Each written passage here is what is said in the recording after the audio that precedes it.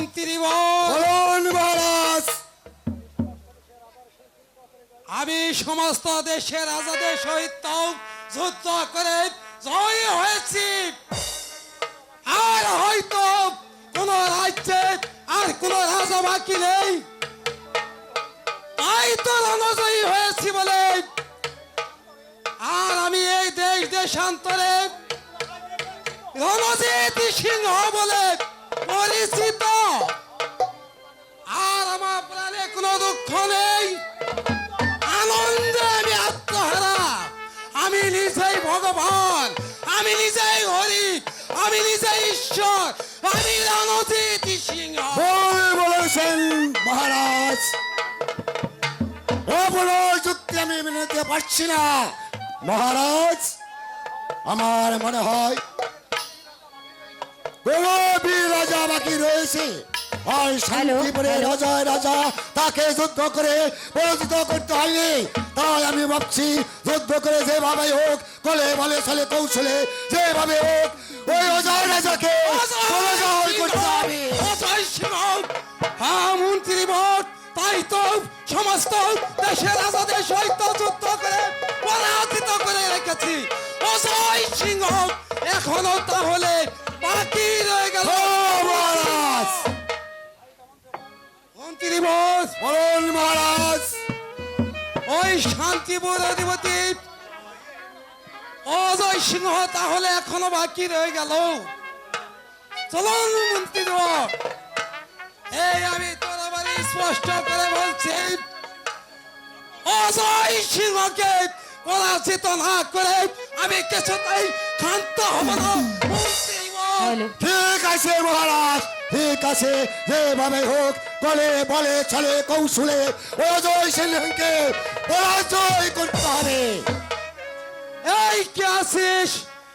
রাজা উল্লুকা সুজা শোক শূন্যগণ অশ্রের জন কাশিতে শিউরে উঠোক মুশিরে প্রতিচিষ্য উপস্য বদিয়ে যাবে অজয় সিংহের প্রাণ ঘোষণা করবো রাজা রণজিৎ। ঠিক আছে মহারাজ, ঠিক আছে, বুঝিয়ে দিব আমরা এই অজয় সিংহে।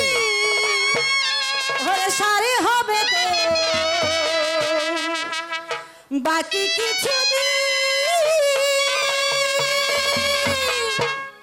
লাফালাফি সারে হবে তোর বাকি কিছু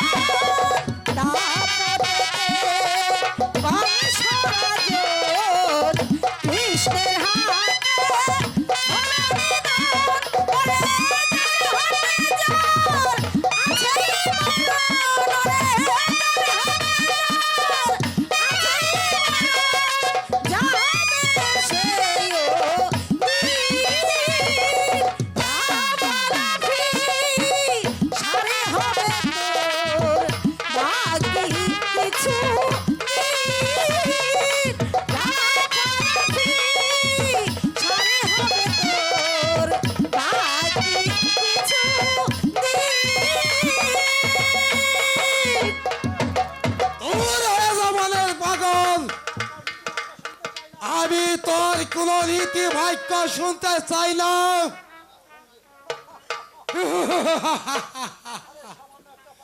সামান্য একটা পাগল, সেও এসেছে আমাকে নীতি বাক্য শোনাতে। মন্ত্রীবর বলুন মহারাজ।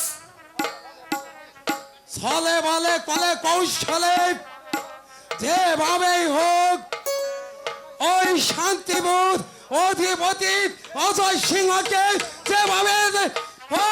যেভাবেই হোক তাকে পরাজিত করতেই হবে। ঠিক আছে, একদম সত্যি কথা, তাই করতে হবে মন্ত্রীবর। একদম খাঁটি কথা বলছে। সত্যি কথা মানে আর সত্যি নয় আবার কি? আপনি যুদ্ধ করবার যাবেন, অজয় রাজাকে আপনি মাইরা ফেলাবেন, এটা তো সত্যি কথা হতেই পারে। আপনি তো বিধাতারই মানেন না। চুপ করো না রাত্তম, আমি তোমার পণ্ডিতি কথা শুনতে চাই না। রাজা রণজিৎ সিংহ মোটেও কাপুরুষ নয়, দুর্বল শিশু নয়। জান মন্ত্রীবর, দেখছে সামান্য কত বড় চেহারার অধিকারী আমরা, তাই না? শক্তি কি কম দেখি? আয় করছি মহারাজ। এই কে আসিস? ওই সেনাপতিকে দরবারে পাঠিয়ে দিই। আয় না তা সেনাপতি। মহারাজের জয় হোক, মহারাজের জয় হোক।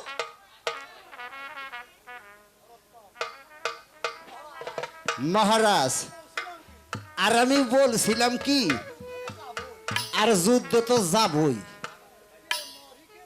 কিন্তু যুদ্ধে যাওয়ার আগে কেরা মইরা যাইটা তো কম যায় না, তাই না? নরোত্তম, তুমি যা বলবে স্পষ্ট করে বলো। আমি তো সত্য কথাই কমু, যুদ্ধে যামু, কেরা মরুম কেরা বাঁচুম, এটা কি কম যাইব, তাই না? যুদ্ধে তো আমিও মরতে পারি, আপনি এত শক্তিশালী, আপনিও তো মরে যাইবার পারি। হ্যাঁ, তাই কি করতে না, আপনি হবে মরবেন বলো। কেন? আপনি তো বিধাতারই মানেন না। তারপরও যাবার পূর্বে একটা কথা কই কি মহারাজ, বলো। যুদ্ধে যাওয়ার আগে হ্যাঁ, একটু বাইজি, একটু সোরা দিয়ে একটু আনন্দি ফুর্তি কইরা গেলে ভালো হয় না? কেরা মরি কেরা বাঁচি, তাই না? যুক্তি নরোত্তম, আমি তো উত্তম কথাই কমু। নরোত্তম, কন কন।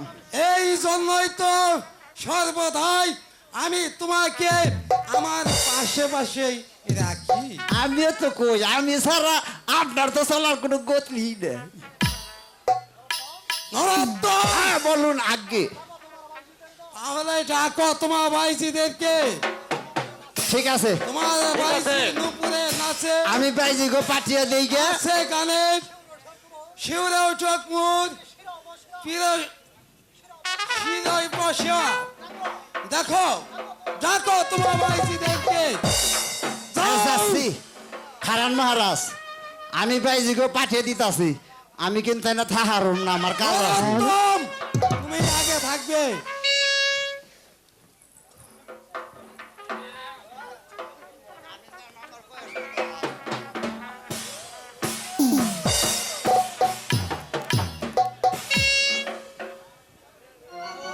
হ্যালো,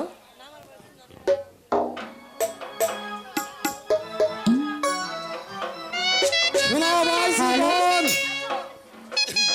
আমি আগামীকাল ওই অজয় রাজার সঙ্গে যুদ্ধ করে তাকে পরাজিত করে আমার রাজপ্রাসাদে আমি ফিরে আসব।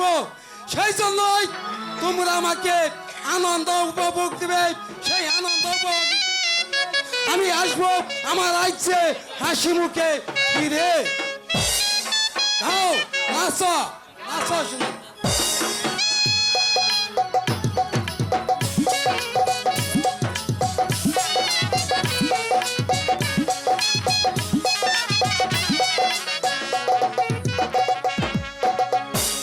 আমি ফুলের তুষার হয়ে ফুটে আছি।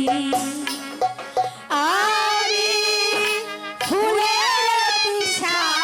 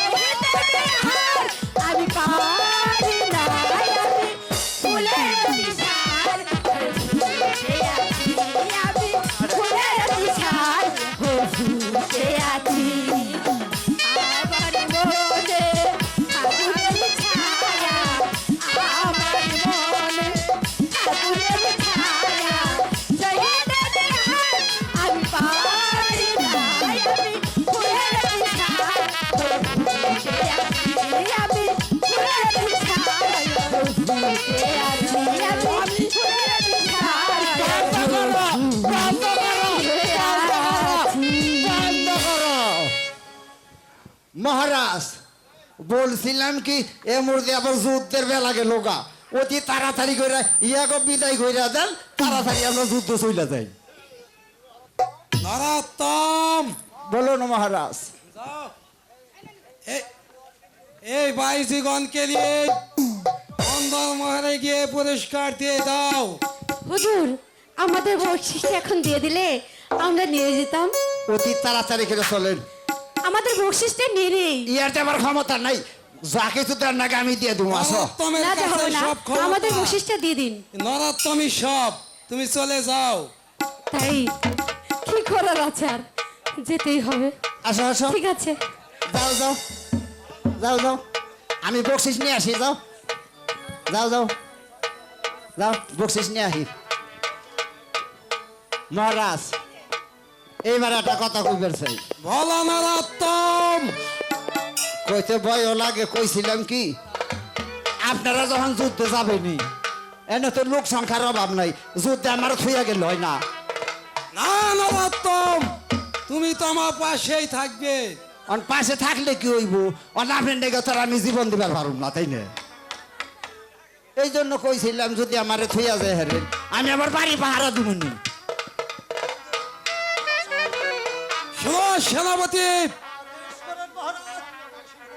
রাজা অজয় সিংহ তাকে যুদ্ধে পরাজিত করতে হবে। যাও, তুমি এই মুহূর্তে তোমার অধীনস্থ শতক শূন্য নিয়ে তৈরি হতে বলো।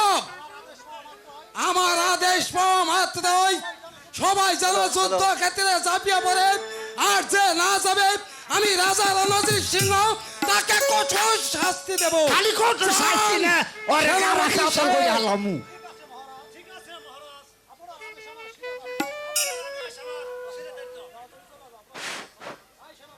যাও গা তুমি।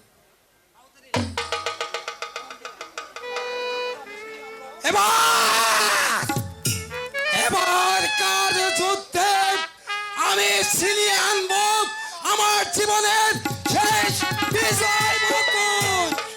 বাবা সালাই করতে নাম বাগা। প্রণাম নিন মহারাজ, প্রণাম নিন। কে তুমি? কি চাও? আমি আপনার সামান্য একদিনহীন প্রজা। কি চাই তোমার? শুনে শুনে মহারাজা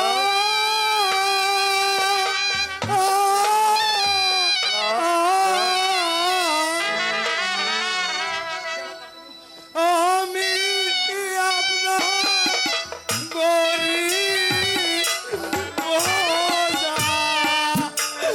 আয় অতি রাজন রে।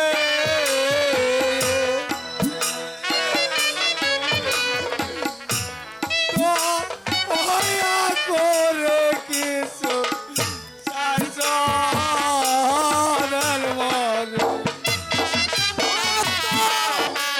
বলে যেতে বলো। চাবুককে দাও নরোত্তম, বলুন মহারাজ। চাবুককে দাও। যদি না দেয়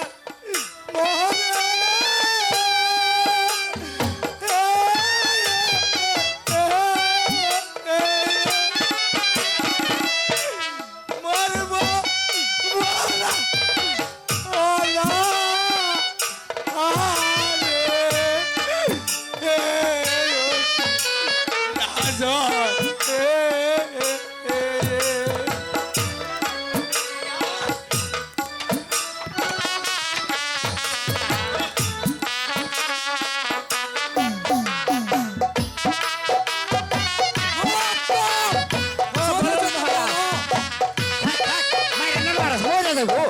মারা যাবো তো।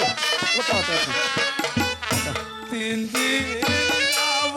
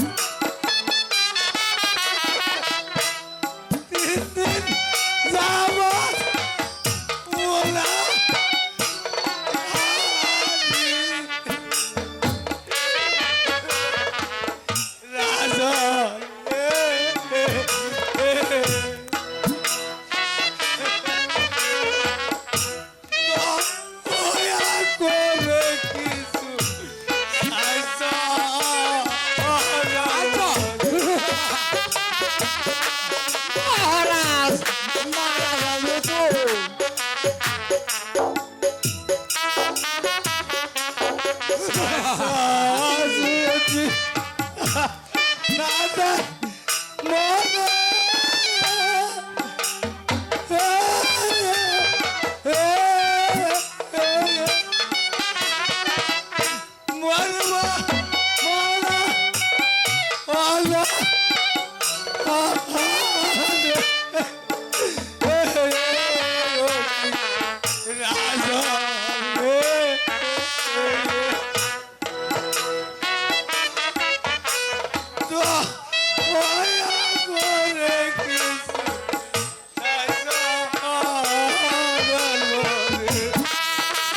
মহারাজ মারা যাবে তো লোককে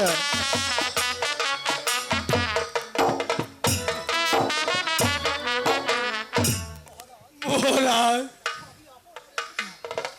আমি আপনার এক বোকা পজা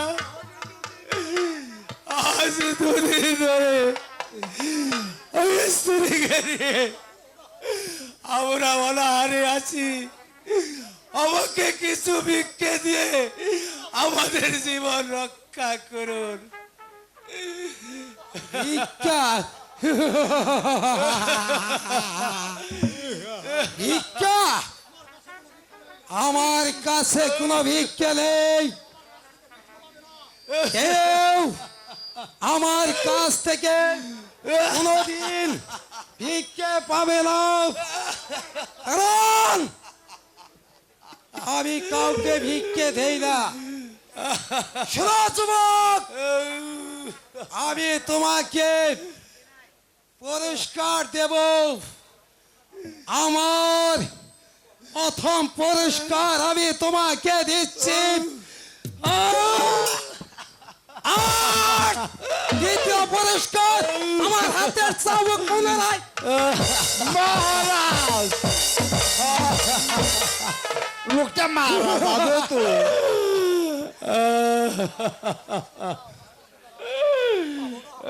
বাবরা